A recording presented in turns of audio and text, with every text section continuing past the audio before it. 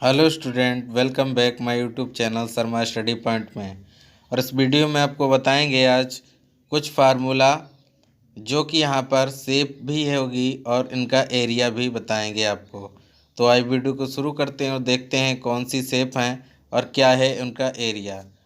तो यहाँ पर सबसे पहले आप देख सकते हैं, यहाँ लिखा है the area of a shape is a measure of the size its surface. ठीक है ना, यानी कोई भी सरफेस है, कोई भी पृष्ठ है, उसके लिए एरिया क्या होगा इस चीज़ को जानेंगे। सबसे पहले बात करेंगे स्क्वायर की। क्या है स्क्वायर? तो स्क्वायर में जो चारों साइड्स होती हैं वो इक्वल होती हैं, जिसमें यहाँ पर यदि एक साइड दी हुई हो आपको जिसकी लेंथ L है तो उसका एरिया हो जाएगा स्क्वायर एरिया L स्क्वायर, यानी जो साइड होगी उसका आप डबल कर देंगे। क्या कर देंगे? यहाँ पर मल्टीप्लाई कर देंगे।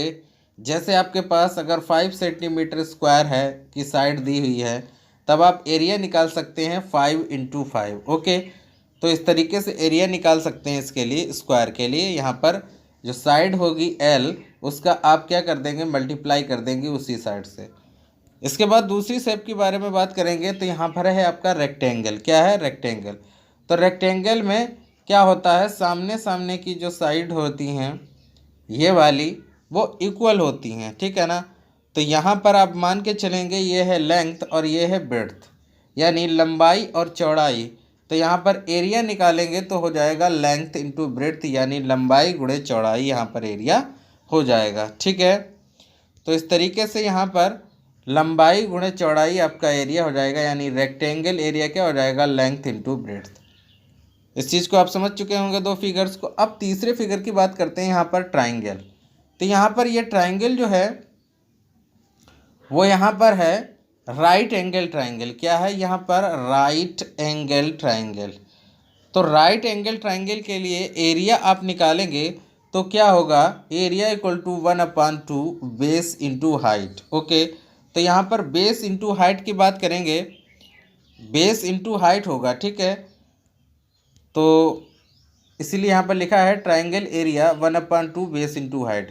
ये जब होगा जब ये यहाँ पर एक जो कोण बनेगा वो 90 डिग्री का बनेगा। ठीक है, यानी समकोण त्रिभुज होगा यहाँ पर। ठीक है, अब बात करेंगे पैरेललोग्राम की।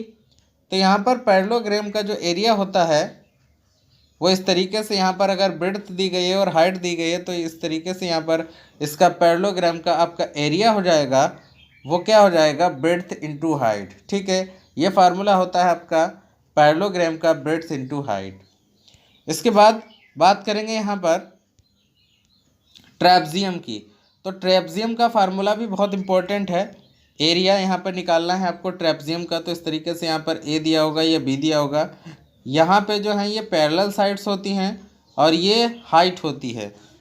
तो यहाँ पर इसका जो फार्मूला होता है ट्रेपजियम का, area of trapezium equal to 1/2 sum of parallel side. यहाँ पे लिखा नहीं है, यहाँ पे a+b करके लिख दिया है, लेकिन यहाँ पर होता है सम ऑफ पैरेलल साइड्स। ठीक है ना, तो यहाँ पर जो समांतर साइड्स होती हैं, यानी ये वाली a और b, इनको जोड़ लिया जाता है और हाइट से मल्टीप्लाई कर दी जाती है। यहाँ पर वही लिखा हुआ है 1/2 a+b, यानी पैरेलल साइड्स को जोड़ लेना और इंटू हाइट। ओके, तो इस तरीके से यहाँ पर एरिया इक्वल टू हो जाएगा 1/2 a+b इंटू हाइट। इसके बाद बात करेंगे रोम्बस की, यानी चतुर्भुज। तो रोम्बस की बात करेंगे, यहाँ पर 4 साइड्स होती हैं जिसमें यहाँ पर डायगोनल ए है और बी भी डायगोनल है।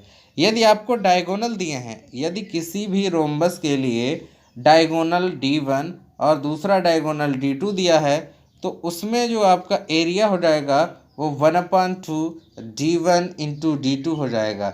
लेकिन यहाँ पर D1 और D2 की जगह पर आपका A लिया गया है और B लिया गया है। ठीक है, तो इस तरीके से यहाँ पर यदि A है इसका एक डायगोनल और एक है B डायगोनल, तो 1/2 A इंटू B हो जाएगा, यानी 1/2 पहला डायगोनल इंटू दूसरा डायगोनल। ठीक है, डायगोनल को यहाँ पर विकर्ण कहते हैं। अब नेक्स्ट फिगर की बात करते हैं यहाँ पर सर्किल की। तो सर्किल में आपको पता होगा एक होती है रेडियस, जो कि व्यास इसका दोगुना होता है रेडियस का। ठीक है ना, और व्यास का आधा आपका रेडियस होता है। तो ये आप जानते होंगे। अब यहाँ पर जो रेडियस है उसके बाद यहाँ पर जो सर्किल का एरिया आएगा, एरिया ऑफ सर्किल, क्या लिखेंगे, एरिया ऑफ सर्किल, ठीक है। तो एरिया ऑफ सर्किल हो जाएगा पाई आर स्क्वायर, क्या हो जाएगा, पाई आर स्क्वायर, यानी रेडियस का स्क्वायर कर देना है, ठीक है, रेडियस का स्क्वायर कर देना है और पाई से मल्टीप्लाई कर देनी है, जो कि यहाँ पर पाई की वैल्यू होती है आप जानते होंगे 22/7, ठीक है। या आप दूसरी यूज करते हैं 3.14 को भी यूज कर सकते हैं, जो कि इसी की वैल्यू होती है, ठीक है। इसके बाद यहाँ पर सेक्टर की बात करेंगे, यानी खंड की बात करेंगे। कोई भी अगर आपके पास सर्किल है जिसमें से आप एक छोटे से पीस को काट लेते हैं, वो आपका सेक्टर कहलाता है, क्या कहलाता है, सेक्टर। तो वहीं यहाँ पर फिगर लिया गया है सेक्टर का, जो कि आपको फिगर में दिखाया गया है यहाँ पर।